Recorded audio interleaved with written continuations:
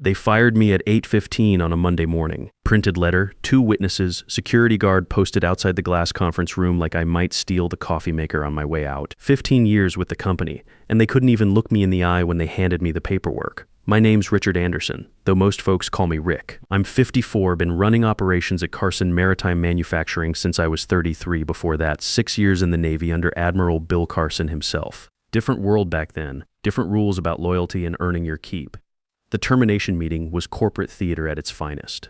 Preston Whitfield III sat at the head of the table like he owned the place. Well, he thought he did. Third-generation money, never worked a real day in his life. His grandfather had been Carson's business partner back in the 70s, but Preston treated the company like his personal trust fund. We've decided to move in a different direction, he announced, sliding the letter across the polished table. Couldn't even say fired out loud. Had to dress it up in corporate speak. I let the silence stretch before responding. Old Navy habit. When someone's trying to intimidate you, silence makes them uncomfortable. Understood, I said finally. That was it. No drama, no protests, just acknowledgement. They seemed almost disappointed, like they wanted me to beg or threaten lawsuits. Jeffrey Pemberton, one of the other board members, kept watching my face, probably looking for panic or anger. There wasn't any. See, 3 weeks earlier, I'd been sitting in a different kind of room. Hospital room that smelled like disinfectant and dying flowers. Admiral Carson was hooked up to machines, but his mind was sharp as ever. Got something for you, he'd said, pressing an envelope into my hands. Don't open it here. Don't tell anyone about it yet. I didn't ask questions. We'd sailed together long enough to understand orders. Let them show their true colors first, he'd added. His voice wasn't weak, just careful.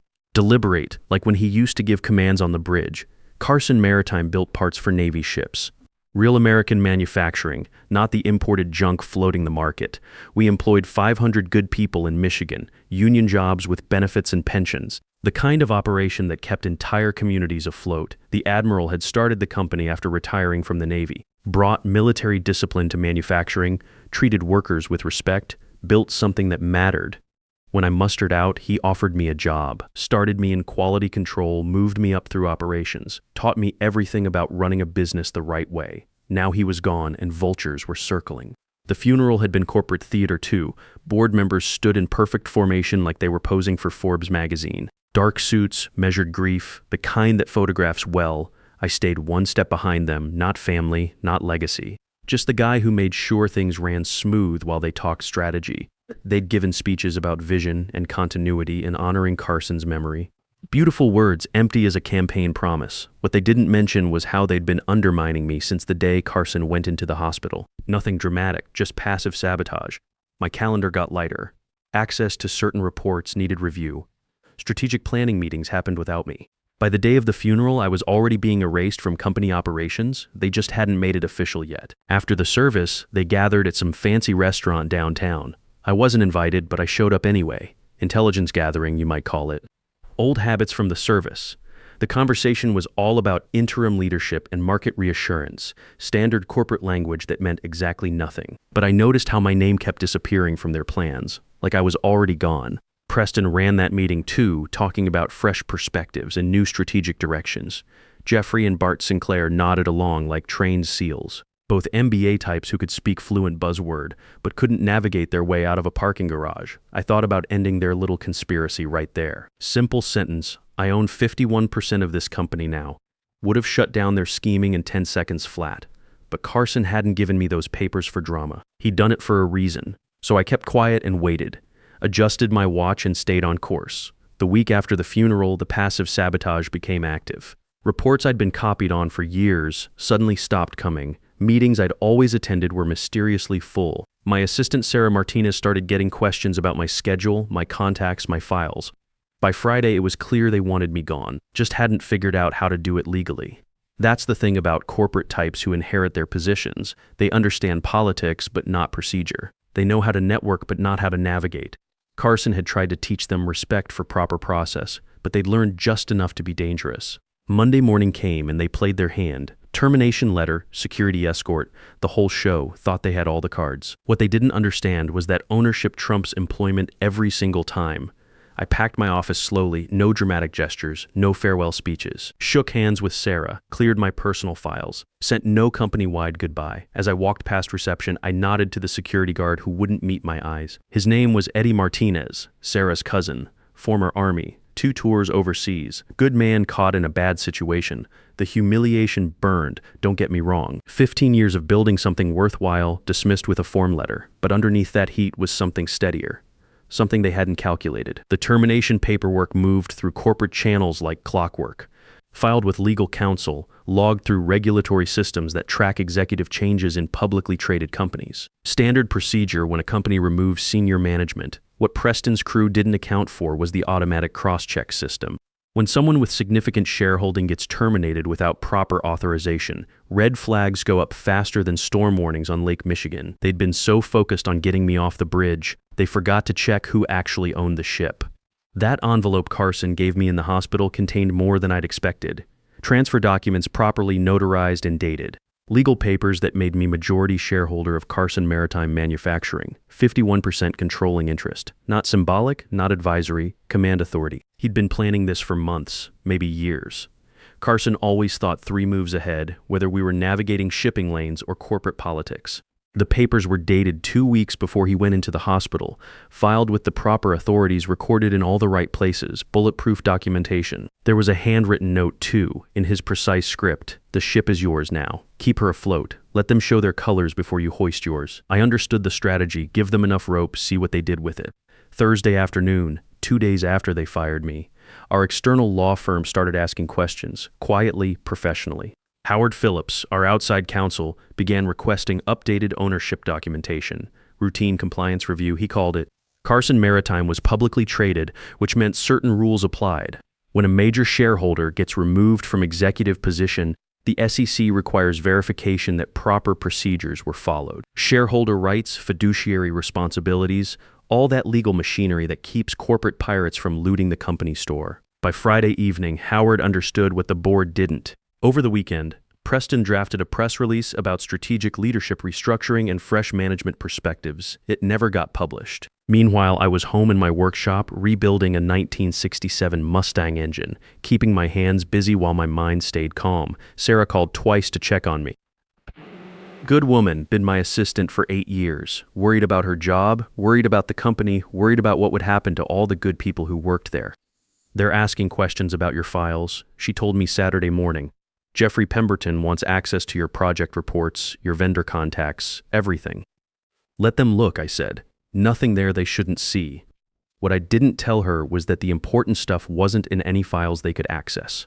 Carson had taught me to keep strategic information close to the vest, key supplier relationships, critical project timelines, emergency procedures, all stored where it mattered most, in the heads of people who'd been with the company long enough to understand how things really worked. Sunday, I drove out to the plant. Not officially, just wanted to see the place on a quiet day. 500,000 square feet of American manufacturing. 3 shifts, 500 workers, building components that kept Navy ships running all over the world. Pride of Michigan, Carson used to call it. Eddie Martinez was working security, recognized my truck in the parking lot, came out to talk, looking uncomfortable. Mr. Anderson, I'm sorry about Monday, he said. That whole thing with the escort, it wasn't right. Management made me do it. I know, Eddie, you were following orders. No hard feelings, he nodded, relieved. Company's not the same without the Admiral. These new guys don't understand what we're building here. That was the thing Preston and his MBA buddies never grasped. Carson Maritime wasn't just about profit margins and quarterly reports. It was about purpose, building something that mattered.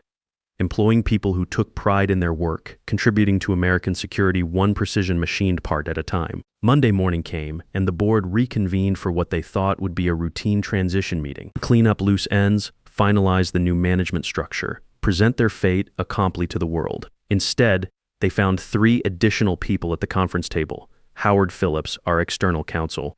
Stanley Rogers, lead auditor from our accounting firm. Patricia Williams, compliance officer from the regulatory agency. No drama, no raised voices, just documents laid out like navigation charts. Howard walked them through it methodically. Ownership percentages, voting rights, fiduciary responsibilities, legal exposure. Slow, careful, undeniable. The majority shareholder was terminated Friday without proper authorization, he explained. That's a governance violation under Section 14A of the corporate charter. Preston interrupted once. There must be some misunderstanding. The board has full authority over personnel decisions. Not when the personnel in question owns 51% of the company, Howard replied. Majority shareholders can't be terminated by minority board members without cause and due process. When you watch power shift in a room, it doesn't explode like in the movies. It deflates. Faces don't contort with rage. They just settle into new reality. The air changes like pressure dropping before a storm. Jeffrey Pemberton went pale. Bart Sinclair started shuffling papers nervously. Preston just stared at the documents like they were written in a foreign language. By 9:47, it was formally acknowledged that the termination was procedurally invalid.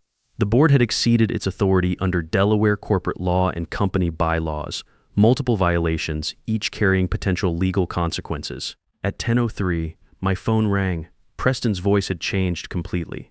Not apologetic exactly, just recalibrated. "We need you to come in," he said.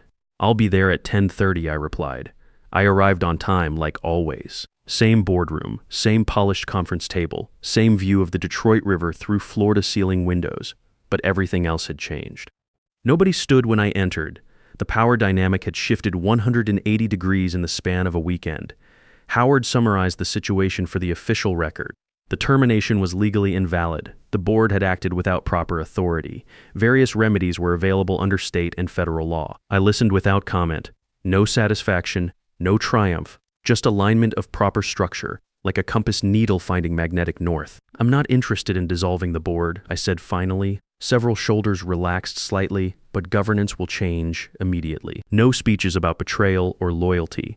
The facts had documented themselves. 2 board members resigned by the end of that week, not publicly disgraced, just gone. Quiet departures with face-saving press releases about pursuing new opportunities and spending more time with family.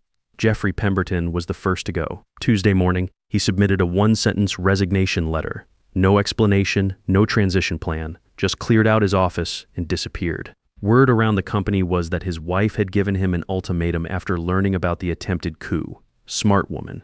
Bart Sinclair lasted until Thursday. Kept trying to negotiate some kind of severance package, as if he deserved compensation for attempting to steal the company. I declined his request for a private meeting. Some conversations aren't worth having. Preston requested a face-to-face that Friday afternoon.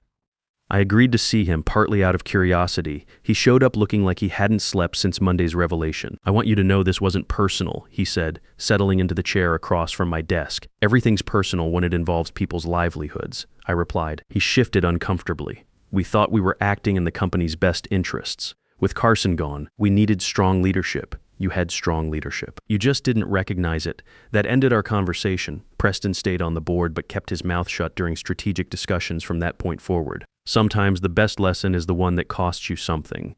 The real work began the following week. Carson Maritime needed steady navigation, not corporate politics. Our major Navy contract was up for renewal in 6 months. 3 competitors were bidding against us, including 2 overseas suppliers promising lower costs through cheaper labor. I called an all-hands meeting for the following Monday. All 500 employees gathered in the main assembly area. Most had heard rumors about the boardroom drama, but rumors and facts are different things. Admiral Carson left me in command of this ship, I told them. Simple, direct. Nothing else changes. We build the best components in the world. We take care of each other, and we keep American manufacturing strong.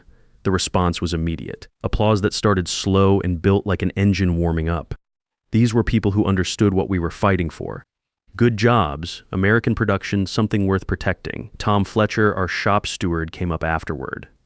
30-year veteran, started the same week Carson opened the plant.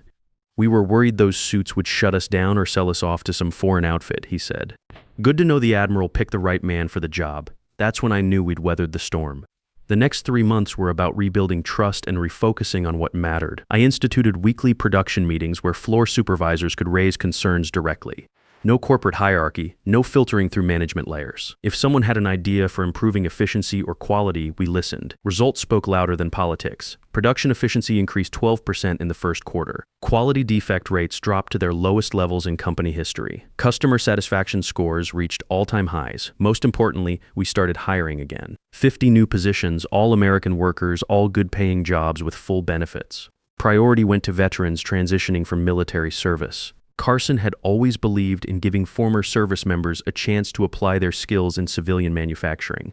Eddie Martinez was one of the first promotions, moved him from security to facilities management, overseeing plant maintenance and safety protocols. His military background translated perfectly to industrial operations. Attention to detail, respect for procedures, leadership ability that came from real experience. Never thought I'd get a shot like this, he told me during his first week in the new position. Most places they see former military and think we can't adapt to civilian work. Their loss, I replied. Carson always said the best employees are people who understand mission and commitment. Sarah Martinez, Eddie's cousin, became my operations coordinator, promoted her from assistant to a role with real authority over production scheduling and vendor relations. She'd earned it through 8 years of handling everything I threw at her with grace and competence. The Navy contract renewal came up in September. Big meeting at the Pentagon, all the major suppliers presenting their bids. Preston wanted to attend, probably figured it would look good for his resume. I went alone. Admiral Rebecca Hayes chaired the selection committee. Tough, professional, reminded me of Carson in her attention to detail and no-nonsense approach. She'd done her homework on all the bidders. Carson Maritime has the highest quality ratings, she noted, reviewing our submission, but also the highest costs. Help me understand the value proposition. When a sailor's life depends on equipment working properly 1,000 miles from shore, cost becomes secondary to reliability, I said. Every component we build is manufactured to mil-spec standards by American workers who understand what's at stake. The overseas bidders talked about cost savings and efficiency gains. PowerPoint presentations full of charts and projections. Looked impressive on paper. But when Admiral Hayes asked about quality control procedures and manufacturing oversight, their answers got vague. Hard to maintain American military standards when production happens in facilities you visit twice a year. We got the contract renewal, 5-year deal, expandable options, commitment for $200 million in Navy components. Largest contract in company history. The celebration party happened on the factory floor, not in some corporate conference room. Pizza and beer after the second shift ended. Everyone invited. Workers brought their families, kids running around between the machines that built parts for American warships. Carson would have loved it. He always said the real measure of a company wasn't profit margins or stock prices. It was whether you could look your employees in the eye and know you were building something worthwhile together. Standing in that factory, watching 500 Americans celebrate honest work and secure futures, I knew we'd honored his memory properly. Not through empty speeches or corporate theater, but through results that mattered. The ship was sailing steady now, crew knew their stations, and the mission continued. 6 months later, the company was running better than it had in years. We'd hired 75 new workers, expanded our manufacturing capacity, and secured 2 additional contracts with the Coast Guard for specialized marine equipment. American jobs building American defense capabilities. The veteran hiring program had become a model for other manufacturers in the region. We partnered with local VFW chapters and military transition centers to identify qualified candidates. Former Navy machinists, Army logistics specialists, Air Force technicians, people with skills that translated directly to precision manufacturing. Marcus Williams joined us in October, former Marine Sergeant, 12 years of service including 3 combat deployments. Started on the shop floor operating CNC machines, moved up to quality control supervisor within 4 months. Natural leader, understood the importance of getting things right the first time. This place reminds me of the good parts of military service, he told me during his 6-month review. Clear mission, competent leadership, people who take pride in their work. Not many civilian companies operate like that. It wasn't just veterans who benefited. The entire workforce responded to leadership that respected their skills and treated them like professionals. Turnover dropped to almost 0. Productivity increased 18% year over year. Customer satisfaction scores reached levels Carson would have been proud of. Preston Whitfield gradually faded into the background. Still technically on the board, still drew his director's fees, but stopped pretending he understood manufacturing or strategy. His contributions to meetings became limited to asking about quarterly dividends and nodding when actual business got discussed. Sometimes I wondered if he'd learned anything from the experience. Probably not. People like Preston rarely do. They're insulated from consequences by family money and social connections. But he'd learned to stay out of the way, which was progress of a sort. The real vindication came in December when Admiral Hayes visited our facility for a routine supplier inspection. Standard Navy procedure, but her timing felt deliberate. Word had gotten around Pentagon procurement circles about our management changes and improved performance. She toured the entire plant, asked detailed questions about quality control procedures, spoke directly with floor workers about their training and equipment. Professional assessment, no ceremony or politics. Impressive operation, she told me in my office afterward. Your quality metrics are the best in the supplier network. More importantly, your people understand what they're building and why it matters. Admiral Carson always said that's the foundation of good manufacturing. People who take pride in their work produce better results. She nodded. He was right. The Navy depends on suppliers who understand that lives are on the line. Some companies see government contracts as easy money. You see them as responsibility. That conversation validated everything we'd been working toward. Not just business success, but purpose. Carson Maritime Manufacturing wasn't just another defense contractor chasing profits. We were Americans building equipment that kept other Americans safe. I keep Carson's final photo on my desk now. Him in Navy dress whites, taken the day he made Admiral. Sometimes I catch myself adjusting my watch the same way he used to. Old habits from the service, reminders of lessons learned under his command. The envelope he gave me that day in the hospital contained one more item I haven't mentioned. A second note, sealed in a separate envelope marked open after 1 year. I found it last week, exactly 12 months after his funeral. Rick, it said in his precise handwriting, if you're reading this, the ship is sailing true. You earned command through service, not politics. Keep teaching that lesson to the next generation. The company is stronger because you understand the difference between authority and leadership. Fair winds and following seas. Bill fair winds and following seas. Traditional Navy farewell, wish for safe passage on whatever voyage comes next. I've been thinking about that phrase a lot lately. Carson Maritime is secure now, profitable, growing. The crew knows their jobs, the mission is clear, the future looks bright. Maybe it's time to start planning the next phase. Sarah Martinez has been running day-to-day operations for months now, handling vendor relations and production scheduling with the same competence she brought to being my assistant. She's earned consideration for promotion to Chief Operating Officer. Eddie Martinez has transformed facilities management, implementing safety protocols and maintenance procedures that exceed industry standards. Marcus Williams shows promise for supervisory leadership. The next generation is learning what Carson taught me, that real leadership comes from service, not entitlement, that American manufacturing can compete with anyone when it's done right, that taking care of your people isn't just good business, it's good citizenship. Some evenings, I walk through the plant after the second shift ends. 500,000 square feet of precision manufacturing equipment, all quiet and ready for tomorrow's production. The smell of metal and cutting oil, the ordered arrangement of tools and materials, the American flags hanging over each department. This is what we fought to preserve, not just a company or profits or stock prices, a way of doing business that honors work, respects workers, and contributes something meaningful to the country that gave us all opportunities. They thought they could fire me, take over the company, probably sell it off to the highest bidder, reduce everything Carson built to balance sheet entries and quarterly reports. They were wrong. The ship is sailing steady now, crew knows their stations, and the mission continues. American workers building American defense equipment for American service members. Simple purpose, clear execution, results that matter. Carson would approve. The company he started with military discipline and manufacturing pride is stronger than ever. The values he instilled, service, competence, integrity, guide every decision we make, and the next generation is learning those lessons too. That's how you honor a legacy, not through speeches or monuments, but through continuation, through results. Through proving every day that the principles he taught still work in the real world. Fair winds and following seas, Admiral. The ship remains in good hands. The watch continues. Real power isn't taken. It's earned through service, proven through storms, and measured by the people you protect when you finally have the authority to choose. Sometimes the best revenge isn't getting even. It's proving that honor, patience, and doing things the right way will always outlast shortcuts, politics, and inherited privilege.